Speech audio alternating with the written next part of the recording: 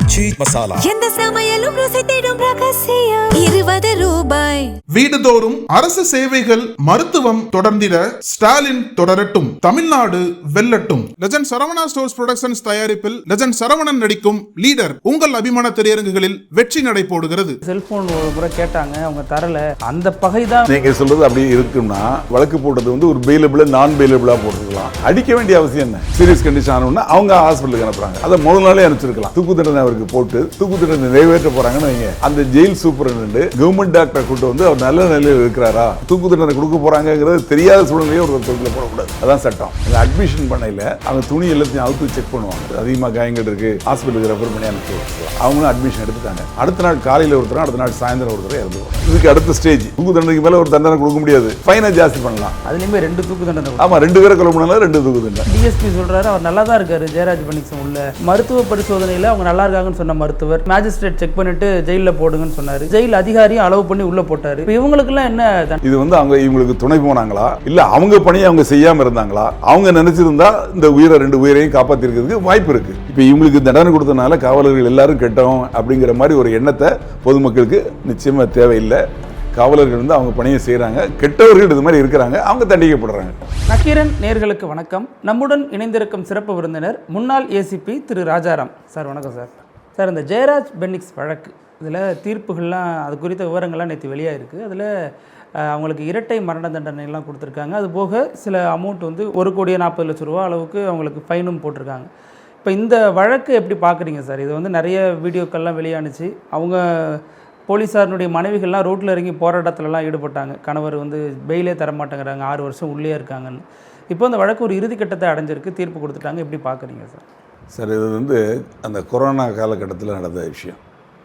June மாதம் 19ஆம் தேதி சாத்தாங்குளத்தில் cellphone கடை வச்சுருக்காங்க அப்பாவும் மகனும். அவங்க வந்து 8 மணிக்கு நைட்டு 8 மணிக்கு கடையை க்ளோஸ் பண்ணணும். அந்த கொரோனா காலகட்டத்தில் உள்ள விதிமுறைகள். அதை மீறி 8-10 வரைக்கும் கடை வச்சுருக்காங்க. இந்த 10 நிமிஷம் எக்ஸ்ட்ரா கடை வச்சுருக்குது ஒரு கொலை குற்றம் கிடையாது. அதுக்காக அவங்க 2 பேரையும் கூட்டு வந்து காவல் நிலையத்தில் வச்சு அடிச்சிருக்காங்க.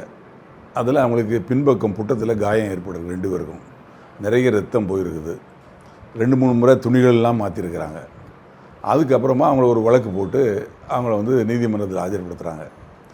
அந்த இதுக்கு என்ன ப்ரொசீஜர் அப்படின்னா, இது மாதிரி ஒரு வழக்கு போட்டு நீதிமன்றத்தில் ஆஜர்படுத்தணும்னா அவங்கள கொண்டு போய் முதல்ல அரசு மருத்துவர்கிட்ட ஆஜர்படுத்தி செக் பண்ணணும். அவங்க பார்த்துட்டு இவங்களுக்கு காயங்கள் இல்லை, நல்ல மனநிலையில் தான் இருக்கிறாங்க அப்படின்னு அவங்க சான்றிதழ் அளித்தாதான் அவங்க கொண்டு மேஜிஸ்ட்ரேட்கிட்ட ப்ரொடியூஸ் பண்ண முடியும்.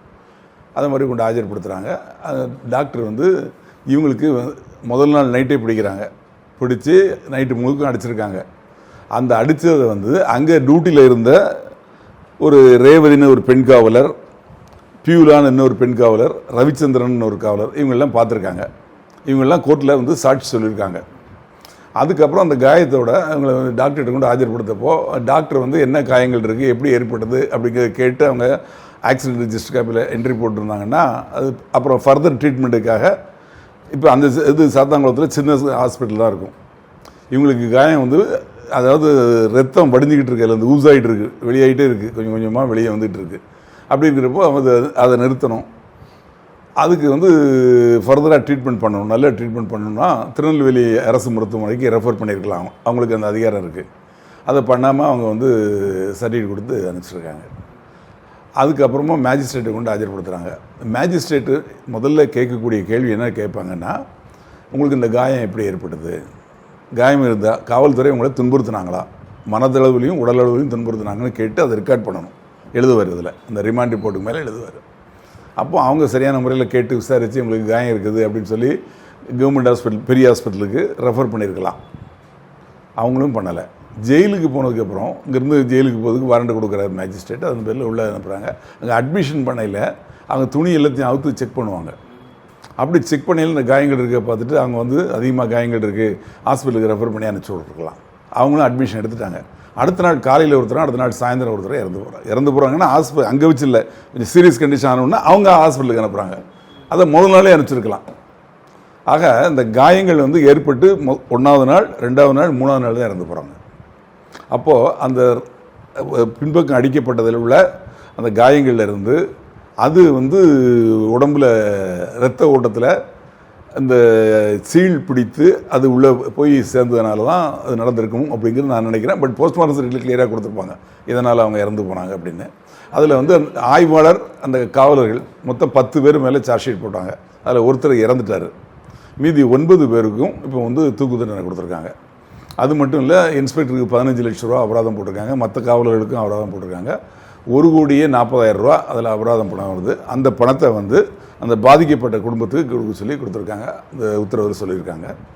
இதில் வந்து காவல்துறை அப்படிங்கிறது வந்து ஒரு வேலியே பயிரை மேய்ஞ்ச இது. காவல்துறையோட வேலை என்னென்னா பொதுமக்களுக்கு பாதுகாப்பு கொடுக்குறது. அதாவது சமூக விரோதிகள்கிட்ட இருந்து, திருடர்கள்ட்ட இருந்துட்டு, அதாவது ரவுடிகள்கிட்ட இருந்து இந்த சமுதாயத்தை காப்பாற்ற வேண்டியது, நல்ல மனிதர்களை காப்பாற்ற வேண்டியது, பெண்களுக்கு பாதுகாப்பு கொடுக்க வேண்டியது, குழந்தைகளுக்கு பாதுகாப்பு கொடுக்கும், முதியோர்களுக்கு பாதுகாப்பு, இந்த தான் காவல்துறையோட வேலை. ஆனால் காவல்துறையே 2 பேர் அப்பாவையும் மகனையும் ஒரே குடும்பத்தை சேர்ந்த 2 பேரை இந்த அளவுக்கு அடித்து அவங்க இறந்து போகக்கூடிய ஒரு சூழ்நிலையை உருவாக்கியிருக்காங்கன்னா இது ஒரு கொடூரமான சமாச்சாரம். இது காவல்துறையிலேருந்து யாருமே இதை செய்ய மாட்டாங்க. அந்த மாதிரி இவங்க ஏன் நடந்தாங்க அப்படிங்கிறது எனக்கு தெரியல. ரெண்டாவது வந்து என்ன சொல்கிறாங்கன்னா சார், ஏதோ அதுக்கு முன்னாடி செல்ஃபோன் ஒரு முறை கேட்டாங்க, அவங்க தரலை. அந்த பகை தான் அவங்களுக்குள்ள நாளுக்கு நாள் அதிகமாகி ஒரு வாய்ப்பு கிடைக்கும் பொழுது தாக்கியிருக்காங்க அப்படின்னு சொல்கிறாங்க. இப்போது நீங்கள் சொல்கிறது அப்படி இருக்குன்னா அதுக்காக வந்து வழக்கு போட்டது வந்து ஒரு பெயிலபிளாக நான் பெயிலபிளாக போட்டிருக்கலாம், அவங்கள ரிமாண்ட் பண்ணியிருக்கலாம். அடிக்க வேண்டிய அவசியம் என்ன? அவங்க என்ன கொடிய ஆயுதங்கள் வச்சுருந்தாங்களா, இல்லை இவங்க கைது செய்ய போகல இவங்களை தாக்குனாங்களா? எதுவுமே இல்லையே. அப்போ அவங்கள வந்து எவேடிங் அரெஸ்ட் அப்படிம்பாங்க. அதாவது கைது செய்ய போகிறப்போ அதை வந்து தப்பிச்சு போகிறது, அதை தடுத்துட்டு தப்பிச்சு போக பார்க்கறது, அது ஒரு ஒன்று. இன்னொன்று வந்து தாக்குறது, கொடூர தாக்கல், கொலை வெறி தாக்கல், அந்த மாதிரி எதுவும் இல்லை. அப்படியாப்பட்டவங்களும் இவங்க அடிக்க வேண்டிய காரணம் என்ன அப்படிங்கிறது வந்து ஒரு அந்த காலத்தில், அதாவது இந்த இது சம்பவம் நடந்த 2020 இது வந்து ஒரு பேசுபொருளாகவே இருந்தது. பட் இப்போது போன மாதம் இவங்கெல்லாம் குற்றவாளிகள் அப்படின்னு சொல்லிட்டாங்க. அதுக்கு அடுத்தால அவங்களுக்கு வந்து தீர்ப்பு வந்து அடுத்த வயதாக கொடுத்துடணும். ஆனால் கொடுக்காம 2 வயதாக போட்டாங்க. அப்போவே ஒரு சந்தேகம் என்ன அப்படின்னா, இவங்களோட மனநிலை எப்படி இருக்குது, உடல்நிலை எப்படி இருக்குது அப்படிங்கிறத வந்து செக் பண்ணி கவர்மெண்ட் ஹாஸ்பிட்டலில் செக் பண்ணி சர்டிஃபிகேட் வாங்கி கொடுங்க.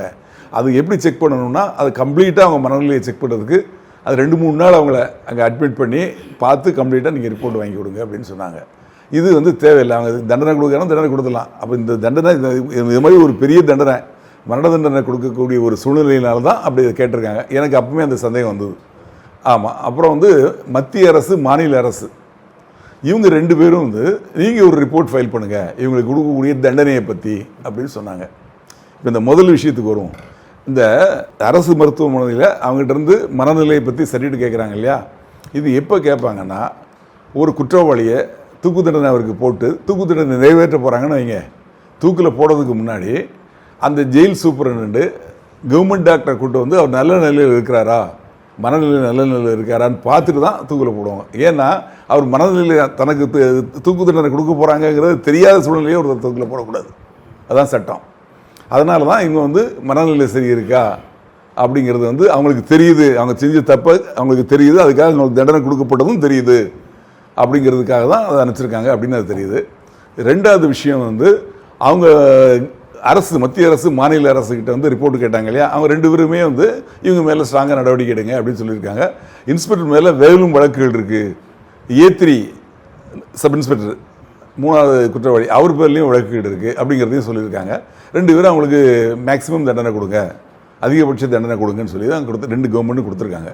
இது எதுக்காக அப்படின்னா, பொதுவாக ஒரு ஆயுள் தண்டனை கொடுக்குறாங்க, ஒரு மரண தண்டனை கொடுக்குறாங்க, மேலே அப்பீலில் போய் ஆயுள் தண்டனை குறைக்கப்படுது அப்படின்னா, ஒரு தலைவர்கள் பிறந்த நாளில் அவரோட 100ஆண்டு விழா, இவரோட பிறந்தநாள் விழா அப்படின்னு சொல்லிட்டு இந்த மாதிரி ஆயுள் தண்டனை கைதிகளுக்கு வந்து 10 வருடம் அவங்க வந்து சிறையில் இருந்துட்டாங்கன்னா, நல்ல நடத்தையோடு இருந்தாங்கன்னா அவங்கள வந்து விடுதலை பண்ணலாம் அப்படின்னு சொல்லிட்டு அவங்க ரெக்கமெண்ட் பண்ணி அனுப்பிச்சு அதுக்கு வந்து ரிலீஸ் பண்ணுவாங்க.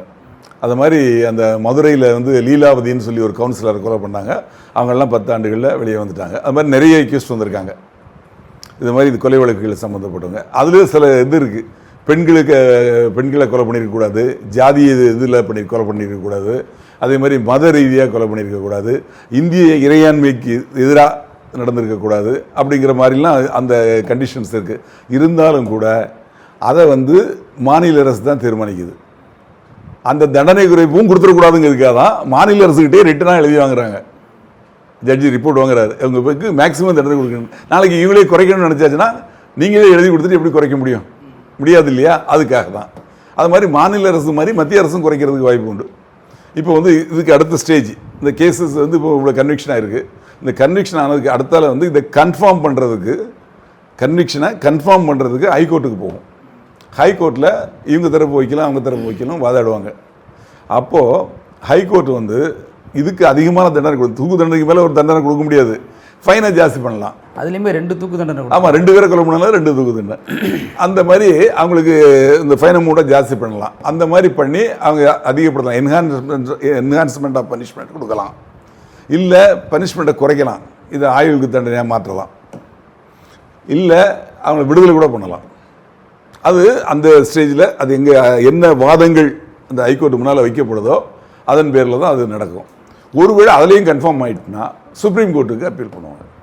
சுப்ரீம் கோர்ட்டுக்கு அப்பீல் பண்ணல, சுப்ரீம் கோர்ட்டில் இதே தான் ஆர்குமெண்ட் நடக்கும். அதில் வந்து சுப்ரீம் கோர்ட் வந்து இந்த மாதிரி வந்து என்ஹான்ஸ்மெண்ட்டும் கொடுக்கலாம், இல்லை தண்டனையை குறைக்கலாம், இல்லை விடுதலையும் பண்ணலாம். அங்கேயும் கன்ஃபார்ம் பண்ணிட்டாங்கன்னு வைங்க, அடுத்தால வந்து இவங்களை தூக்கில் போடுறதுக்கு முன்னாடி நம்ம ஜனாதிபதி இருக்கார் இல்லையா, அவர்கிட்ட கருணை மனு அனுப்புவாங்க. அந்த கருணை மனுவை அவர் பரிசீலனை பண்ணி தண்டனை ஆயுள் தண்டனையை குறைக்கினாலும் குறைக்கலாம், இல்லைன்னா அதை வந்து அது ரிஜெக்ட் பண்ணிடலாம். ரிஜெக்ட் பண்ணிட்டாச்சுன்னா ஆட்டோமேட்டிக்காக அவங்கள வந்து தூக்கு தண்டனை நிறைவேற தான் போடும். இது வந்து ஒரு சின்ன உதாரணம், ஒரு வழக்கு சொல்கிறேன். நிர்பயா வழக்கு. அதில் வந்து இதே மாதிரி விசாரணை நீதிமன்றம் வந்து 5 பேருக்கு தூக்கு கொடுத்துட்டாங்க. ஜெயிலே ஒருத்தன் தூக்குப்படி செத்து போயிட்டான். ஒருத்தன் ஜுனைல்னு சொல்லிட்டு ஜுனைல் ஜஸ்டிஸ் ஆக்டில் 2 வருஷம் உள்ளே இருந்துட்டு வந்தான். மீதி 4 பேர் உள்ளே இருந்தாங்க.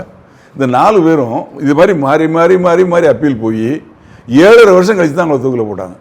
தூக்கில் போடுறது அன்றைக்கி காலைல 5 மணிக்கு போடுறாங்க, முதல் நாள் நைட்டு 1 மணி வரைக்கும் கோர்ட்டில் கேஸ் நடக்குது. அந்த அளவுக்கு நம்ம ஊரில் உள்ள சட்டங்கள் வந்து அவங்களுக்கு லீனியண்டாக இருக்குது. இந்த சட்டத்தில் உள்ள இதில் புகுந்து தான் குற்றவாளிகள் தப்பிச்சிடுறாங்க. நம்ம சட்டமே என்ன சொல்லுது, 1000 குற்றவாளிகள் தப்பிக்கலாம், ஆனால் ஒரு நிரபராதி தண்டிக்கப்படக்கூடாது அப்படின்னு சொல்கிறாங்க. அதனால் வந்து ஈஸியாக அவங்க வந்து தப்பிச்சு வர்றதுக்கு வாய்ப்புகள் இருக்குது. பட் இந்த வழக்கை பற்றி நான் சொல்லலை, இது பொதுவாக. அதனால் இது எப்படி போகும், எப்படி நடக்கும் அப்படிங்கிறது வந்து அடுத்த ஸ்டேஜுக்கு போகையில் தான் தெரிய வரும். ஆனால் இது வந்து காவல்துறையில் இதை மாதிரி செயல்படக்கூடியவங்களுக்கு எதிரான ஒரு சரியான தீர்ப்பு. காவல்துறையில் இருக்கவங்களும் இனிமேல் இதை மாதிரி செயல்களில் ஈடுபட மாட்டாங்க. காவல்துறைக்கு அடிக்கிறதுக்கு எந்த அதிகாரமும் கொடுக்கப்படலை. காவல்துறை வந்து அவங்க அரெஸ்ட் பண்ண போகையில் அவங்க தாக்குனாங்கன்னா திருப்பி தாக்கலாம், அவங்க கொலைவெறியோட தாக்குனா அவங்க திருப்பி தாக்கலாம், அவ்வளோதானே தவிர அதுக்காக அவங்களை இந்த மாதிரி ஒரு அப்பாவிகளை அடித்து கொள்ளணும் அப்படிங்கிறது அவசியமே இல்லை, தேவையும் இல்லை. இதை வந்து காவல்துறை செஞ்சது, இது காவல்துறைக்கு வந்து எப்படின்னா இன்னமேல் இருக்கக்கூடியவங்களுக்கு ஒரு பயம் இருக்கும். இப்போ இதுக்கு அடுத்தாலே 2-3 சம்பவங்கள் நடந்திருக்கு. அதான் சொல்கிறேன். இப்போ இதுலேயே வந்து அவங்க 6 வருஷமாக கிட்டத்தட்ட 5 வருஷம் 8 மாதங்கிற அளவில் ஜெயிலில் இருக்காங்க, ஜாமீனே கொடுக்கப்படலை. அவங்க அவ்வளோ நெருக்கடியில் இருக்கிறப்பையும் அதே மாதிரி ஒரு சம்பவம் மறுபடியும் அஜித் கேஸில் நடக்குது, ஆகாஷ் கேஸில் நடக்குதுங்கிறத எப்படி புரிஞ்சுக்கிறது? அதாவது இது என்ன விஷயம் அப்படின்னா, காவல்துறைக்கு தலைவர் அதாவது டிஜிபி தான் வந்து ஹெட் ஆஃப் போலீஸ் ஃபோர்ஸ். அவங்க வந்து கீழே இருக்கவங்களுக்கு ஸ்ட்ரிக்ட் இன்ஸ்ட்ரக்ஷன் கொடுக்கணும். ஒருத்தரை கைது பண்ணணும்னா இந்த மாதிரி பண்ணணும்னு சொல்லி சுப்ரீம் கோர்ட் ரூலிங்ஸ் கொடுத்துருக்காங்க. அதை வந்து எல்லா ஸ்டேஷனும் எழுதி போட்டிருக்காங்க. எழுதி போடுறது முக்கியம் இல்லை, அதன்படி நடக்கணும். அது நடக்கிறாங்க அப்படியா இல்லையாங்கிறத அவங்க கண்காணிக்கணும். அது எப்படி கண்காணிக்க முடியும்? அவர் டிஜிபி வந்து அவருக்கு கீழே ஐஜி இருக்காங்க, ஒவ்வொரு ஜோன் இருக்குது, அந்த ஜோனுக்கு ஐஜி இருக்காங்க. அவங்க லெவலில் அவங்க இன்ஸ்ட்ரக்ஷன் கொடுத்து அவங்களுக்கு கீழே இருக்க எஸ்பி இருக்காங்க இல்லையா, ஒவ்வொரு டிஸ்ட்ரிக்ட்டுக்கும் அவங்க லெவலில் இன்ஸ்ட்ரக்ஷன் கொடுக்கணும். இது மாதிரி இவங்க பண்ணுறாங்களா, இதை மாதிரி விதி மீறுறாங்களா அப்படிங்கிறத கண்காணிக்கணும். இப்போ உளவுத்துறைக்கு வந்து இந்த காவல் நிலையத்திலேயே மாவட்ட உளவுத்துறைக்கு ஒரு காவலர் இருந்திருப்பார், மாநில உளவுத்துறைக்கு ஒரு காவலர் இருந்திருப்பார். இவங்களை கொண்டு வந்து முதல் நாள் நைட்டே வச்சுருக்காங்க, இப்படி அடிக்கிறாங்க. இந்த தகவலை அவங்க மேலதிகாரிக்கு சொன்னாங்களா, மேலதிகாரி என்ன நடவடிக்கை எடுத்தாங்க அப்படிங்கிறது விசாரிக்கப்படணும்.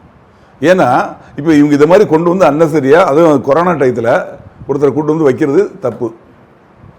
அது பெரிய குற்றமாக இருந்தால், ஒரு கொலை வழக்காக இருந்தால் அப்படி இருந்தால் கூட உடனே கொண்டு போய் ரிமாண்ட் பண்ணுங்கன்னு தான் சொல்லியிருந்தாங்க, மேலேருந்து இன்ஸ்ட்ரக்ஷன் கொடுத்துருக்காங்க. அப்போ இவங்க ஏன் அதை வச்சுருந்தவங்க ஏன் அடித்தாங்க, அதை அடித்ததை பார்த்த காவலர்களே சாட்சி சொல்லியிருக்காங்க.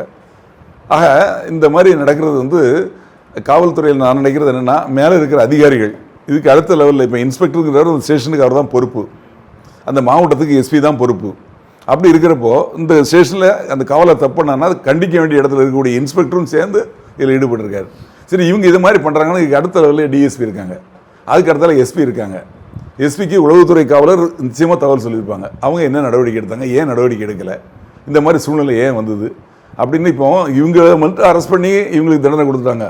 ஆனால் அந்த சமயத்தில் யாரெல்லாம் வந்து சரியான முறையில் இல்லையோ அவங்க பேர்லேயும் நடவடிக்கை எடுத்துருக்கணும். அதான் கேள்வி சார். இப்போ இத்தனை 9 போலீஸாருக்கு நடவடிக்கை எடுத்தாச்சு, அவங்க மேலே கடுமையான நடவடிக்கைலாம் பாஞ்சிடுச்சு. இதில் அன்னைக்கு இரவே டிஎஸ்பி சொல்கிறாரு அவர் நல்லா தான் இருக்கார் ஜெயராஜ் பென்னிக்ஸன் உள்ள, நீங்கள் ஒன்றும் போராட்டம் பண்ண வேணா போங்க அப்படிங்கிறாரு. அப்புறம் நீங்கள் சொன்ன மாதிரி மருத்துவ பரிசோதனையில் அவங்க நல்லா இருக்காங்கன்னு சொன்ன மருத்துவர் அதை தாண்டி மேஜிஸ்ட்ரேட் செக் பண்ணிவிட்டு ஜெயிலில் போடுங்கன்னு சொன்னார். அதுக்கப்புறம் ஜெயில் அதிகாரியும் அளவு பண்ணி உள்ளே போட்டார். இப்போ இவங்களுக்கெல்லாம் என்ன தண்டனை? இப்போ இவங்களுக்கு வந்து அந்தந்த துறை ரீதியாக நடவடிக்கை எடுத்துருக்கணும். இல்லைன்னா இதுக்கு வழக்கு விசாரித்த சிபிஐ வந்து அவங்கள அக்யூஸ்டாக காட்டியிருக்கணும். அவங்கள அரெஸ்ட் பண்ணணும் கூட வேண்டாம், அவங்கள ஜெயிலில் போடணும் கூட வேண்டாம். அக்யூஸ்டாக காட்டியிருந்தால் அவங்க பேரில் கேஸ் நடந்து தண்டனை கொடுக்கலாம், விடுதலை பண்ணலாம். இது வந்து அவங்க இவங்களுக்கு துணை போனாங்களா, இல்லை அவங்க பணியை அவங்க செய்யாமல் இருந்தாங்களா, அவங்க நினச்சிருந்தா இந்த 2 உயிரையும் காப்பாற்றிருக்கிறதுக்கு வாய்ப்பு இருக்குது. அது ஏன் அவங்க செய்யலை அப்படிங்கிறது அது ஒரு முக்கியம். காவல்துறை உயரதிகாரிகளும் இதுக்கு என்ன நடவடிக்கை எடுத்தாங்க, அப்போ இருந்தங்க அந்த அதிகாரிகள் மேலே என்ன டிபார்ட்மெண்டல் ஆக்ஷன் எடுத்தாங்களா, என்ன பண்ணாங்க, அவங்க என்ன பண்ணிக்கிட்டு இருந்தாங்க அப்படிங்கிறதையும் நிச்சயமாக. மருத்துவர்லாம் இன்னும் கோவையில் தான் பணியாற்றிட்டு இருக்காரு அப்படிங்கிற தகவல்லாம் வருது. அப்போ அவங்க துறை ரீதியாகவும் நடவடிக்கை எடுக்காத பட்சத்தில் நீங்கள் சொன்ன மாதிரி சிபிஐயும் அவங்கள அக்யூஸ் பண்ணாத பின்னணி தான் புரிய மாட்டேன். இப்போது நம்ம யாரையும் குறை சொல்ல முடியாது. இதெல்லாம் நமக்குள்ள ஒரு மன அழுத்தத்தை, மன கஷ்டத்தை சொல்கிறேன் நான், அவ்வளோதான். என் மனசில் போடுறத சொல்கிறேன். அது சரியாகவும் இருக்கலாம், தவறாக இருக்கலாம். அதாவது அது சரிதான் அப்படின்னு நான் வாதாட தயாரில்லை, இவங்க குற்றவாளின்னு நான் சொல்லதுக்கும் தயாரில்லை. விசாரிச்சிருக்கவங்க இதை விசாரிச்சது நல்லாயிருக்கும், அவங்க மேலேயும் நடவடிக்கை எடுத்துருந்தா நல்லாயிருக்கும் அப்படின்னு தான் நான் சொல்கிறேன். இது வந்து யாரையும் குற்றம் சாட்டியோ யாரையும் குறை சொல்லியோ நான் சொல்கிறது. இன்னொன்று சொல்கிறாங்க சார், இப்போ இதே மாதிரியான வழக்கில் சாதாரண ஒருத்தர் சிக்கிட்டாருன்னா உடனடியாக பாத்ரூமில் வழுக்கி விடுவார், அவர் காலெலாம் கட்டு போடுவாங்க. இதே மாதிரி போலீஸார் சிக்கிறப்ப அந்த மாதிரியான பாத்ரூமும் இல்லையா, பாத்ரூமில் யாரும் வழுக்கி விடுவது இல்லையா அப்படிங்கிற விமர்சனமும் இப்போ சமூக வலைத்தளங்களில் பேசப்படுது. அதாவது இப்போ பாத்ரூமில் வழுக்கி விழுந்தாங்க, காயம்பட்டாங்க அப்படிங்கிறதெல்லாம் வரையில் அவங்க வந்து அவங்களை கொண்டு போய் ரிமாண்ட் பண்ண போகிறாங்க. அப்போ மேஜிஸ்ட்ரேட் அவங்க சொல்லலாம். இல்லை அங்கே உள்ளே போய் ஜெயிலுக்கு போகிறாங்க, அப்போ ஜெயிலில் அட்மிஷன் எடுக்கல அவங்க சொல்லலாம். இல்லை அதுக்கப்புறம் வெளியே வந்து கூட திருப்பி இவங்களாக வந்து தனியாக வந்து ஒரு புகார் கொடுக்கலாம், காவல்துறை மேலதிகாரிகிட்டையோ இல்லை வந்து முதலமைச்சர் இதுலேயோ இங்கே கொடுக்கலாம். இல்லை தனியாக ஒரு வழக்கு கூட நீதிமன்றத்தில் அவங்க போடலாம். அதை மாதிரி யாரும் செய்யலை. அது செய்யாதனால தான் அது இந்த மாதிரி ஒரு சம்பவங்கள் நடக்குது அப்படின்னு நான் நினைக்கிறேன். அது வந்து அதில் வந்து அவங்க வந்து ஒரு தவறு தான், ஆனாலும் கூட அவங்க வந்து ஒரு கொடிய குற்றவாளியாக இருந்து அந்த மாதிரி நடக்கும். இவங்க எதுவுமே இல்லையே, அது வாயில்லா பூச்சின்னு சொல்லுவாங்க. அது மாதிரி அப்பாவிகளில் இந்த அப்பாவிகளை இந்த மாதிரி அடித்து அவங்க இறந்து போவதுக்கு என்ன காரணம்? அது அவசியமே தேவையில்லை. காவல்துறைக்கு வந்து முறையான பயிற்சி கொடுக்கணும் மனதளவில். இப்போ அந்த கொரோனா பீரியடில் அவங்க ரொம்ப கஷ்டப்பட்டு வேலை செஞ்சுருப்பாங்க. அந்த சமயத்தில் அவங்களுக்கு வந்து எடுத்ததுக்கெல்லாம் டென்ஷன் ஆகுவாங்க. அதுக்கு வந்து அன்னைக்கு இல்லை, இப்பவும் எப்பவுமே காவல்துறைக்கு பீரியடிக்கலாக ஒரு 2 மாதத்துக்கு ஒருக்க 3 மாதத்துக்கு ஒருக்க மனநல ஆலோசகர் இருக்காங்கல்ல, அவங்கள வச்சு ஒரு இடத்துல அந்த காவல்துறையை சேர்ந்தவங்க ஒரு குறிப்பிட்ட ஆட்களை அவர்களை வச்சு அவங்களுக்கு என்னென்ன பண்ணணும் என்ன பண்ணக்கூடாது அப்படிங்கிறது சொல்லணும். அதிகாரிகளும் அடிக்கடி அவங்கள மீட் பண்ணணும். முன்னாடி வீக்லி பீரியட் அப்படின்னு இருக்கும், வாராந்திர கவாத்துன்னு வெள்ளிக்கிழமை வச்சுருப்பாங்க. அந்த வெள்ளிக்கிழமையில் அவங்க என்ன பண்ணுவாங்க, இப்போ நான் டிஎஸ்பி ஏசியாக இருந்தேன் இல்லையா, அந்த ஏசிஆருக்கு எனக்கு ஒரு 3 ஸ்டேஷன் இருக்கும், 3-4 ஸ்டேஷன் இருக்கும். அந்த ஸ்டேஷனில் உள்ள எல்லா காவலர்களையும் காலையில் பெரேட் கிரவுண்டுக்கு 5 மணிக்கு வர வச்சுருவாங்க. வர வச்சு அவங்களுக்கு இந்த கவாத்து செய்ய வைப்பாங்க. அதுக்கப்புறம் அவங்களுக்கு என்னென்ன இப்போ லேட்டஸ்ட் இஷ்யூ, இப்போ எலெக்ஷன் நடக்கு இல்லையா, இந்த எலெக்ஷனில் என்ன மாதிரி இஷ்யூஸ் வரும், எப்படி வந்து அவங்க வந்தால் எப்படி ஹேண்டில் பண்ணணும் அப்படிங்கிறத அவங்களுக்கு சொல்லிக் கொடுப்போம். அப்படி வந்து யாராவது வந்து உங்களுக்கு டென்ஷன் பண்ணாங்கன்னா உடனே யாருக்கு தகவல் சொல்லுங்கள் என்ன பண்ணுங்கன்னு அப்படின்னு சொல்லி அவங்கள வந்து அந்த அதே இடத்துல வந்து இந்த மனநல மருத்துவரையும் வர சொல்லி என்னென்ன பண்ணணும், உங்களுக்கு கோவம் வந்தால் எப்படி அதை அடக்கணும், டைம் மேனேஜ்மெண்ட்டு, ஆங்கர் மேனேஜ்மெண்ட் இதெல்லாம் சொல்லிக் கொடுப்போம். சொல்லிக் கொடுக்கணும். அப்படி சொல்லிக் கொடுத்தா தான் அவங்களுக்கு வந்து புரியும். ஏன்னா காவலர்கள் வந்து அவங்க தான் ஃபீல்டில் இருக்காங்க, அவங்க தான் வந்து பிரச்சனைகளை நிறைய அணுகிறாங்க. இப்போ இந்த வெயில் காலத்தில் பாருங்கள், ரோட்டில் வெயிலில் நிற்கல அவங்களுக்கு டென்ஷன் வந்து ஜாஸ்தியாகும். அப்படி இருக்கல அதுக்காக அவங்க செய்கிறதுலாம் நியாயம்னு சொல்லலை. அவங்க தங்களை எப்படி கட்டுப்படுத்திக்கிறது, அதே மாதிரி பொதுமக்களுக்கு அதிகமாக தொல்லை கொடுக்காம அந்த நம்ம சட்டம் ஒழுங்கு காப்பாற்றணுக்கு என்ன வழி உண்டோ அதை செய்யணும். அதே சமயத்தில் பொதுமக்களுக்கு இடையூறு இருக்கக்கூடாது. அதை வந்து சரியான முறையில் அந்த மேலதிகாரிகள் டிஜிபிலேருந்து ஒரு டிஎஸ்பி வரைக்கும் உள்ள அதிகாரிகள் வந்து அவங்க ஏரியாவில் அது மாதிரி நடக்கக்கூடாது, இது மாதிரி ஒரு டெத் இன் கஸ்டடி நடக்கக்கூடாது அப்படிங்கிற ஒரு எண்ணத்தோட, அதே மாதிரி ஒரு அக்யூஸ்டை பிடிச்சாங்கன்னா உடனே தகவல் வரணும். இவங்க மேலதிகாரி போய் பார்க்கணும், விசாரிக்கணும். அவங்க அடிச்சிருக்காங்களா இல்லை அடிக்கிறாங்களா அப்படிங்கிறத இவங்க போய் பார்த்து அதை கண்டிக்கணும். இப்போ அந்த இன்ஸ்பெக்டர் வந்து கண்டித்து ஏன்பா இது மாதிரி பண்ணீங்க அப்படின்னு அவர் தட்டி கேட்டு அவர் வந்து சரி பண்ணியிருந்தாருன்னா அந்த பிரச்சனை வந்து ஒன்றுமே கிடையாது. அது ஒன்றும் கிடையாது. அவங்க கேஸ் போடலாம், அது பற்றில ரிமாண்ட் பண்ணுங்கள், அதெல்லாம் உங்களுக்கு அதிகாரம் இருக்குது. அவங்க தப்பு பண்ணாங்க, 10 நிமிஷம் லேட்டாக வச்சாங்க, அதுக்குள்ளே என்ன சட்டப்படி நடவடிக்கைகளும் எடுக்கலாம். அதுக்கு அடிக்கிறதுக்கு அது தேவையில்லை.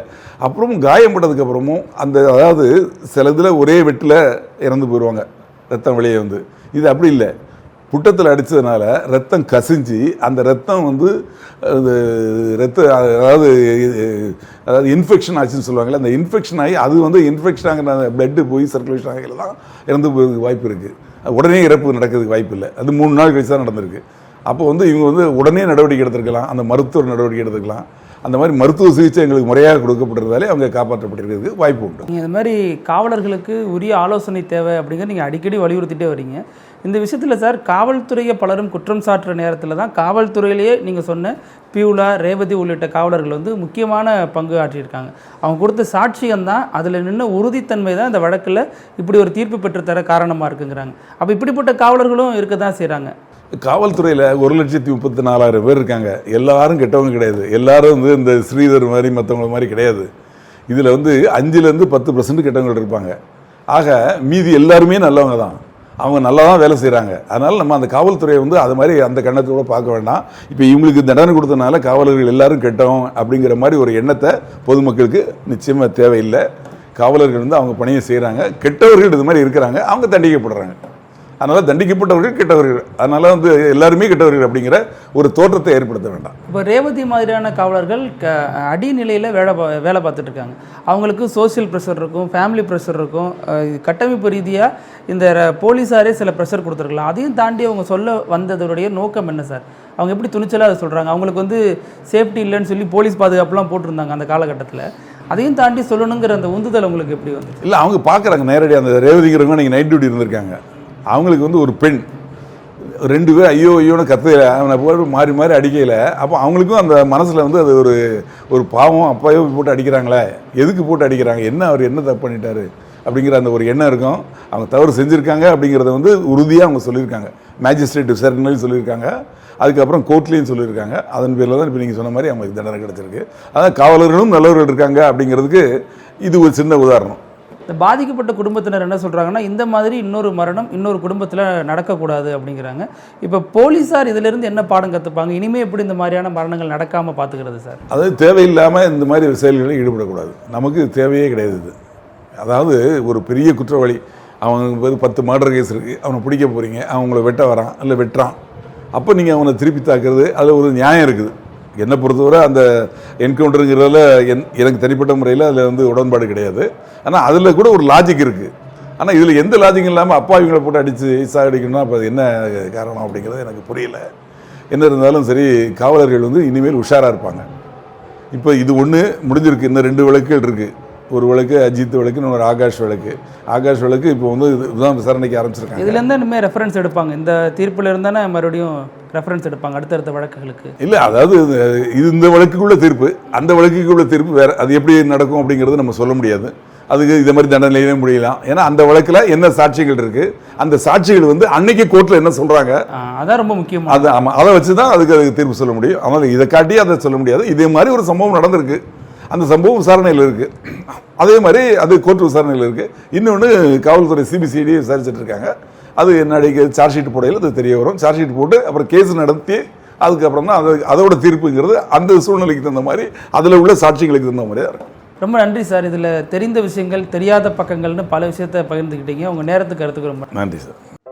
நக்கீரன் டிவிக்கு சப்ஸ்கிரைப் செய்யுங்கள். உங்கள் ஆதரவே எங்கள் பலம். ஆசிரியர்களுக்கு நண்பனாகவும் மாணவர்களுக்கு ஆசானாகவும் திகழும் தேர்வு வழிகாட்டி. ஒவ்வொரு பாடத்திற்கும் அனுபவமிக்க ஆசிரியர்களின் துல்லியமான தெளிவான விடைகள். CNC இருக்கு, தேர்வு பயம் எதற்கு? இது தீரன் பப்ளிஷிங் ஹவுஸ் விற்பனை வெளியீடு.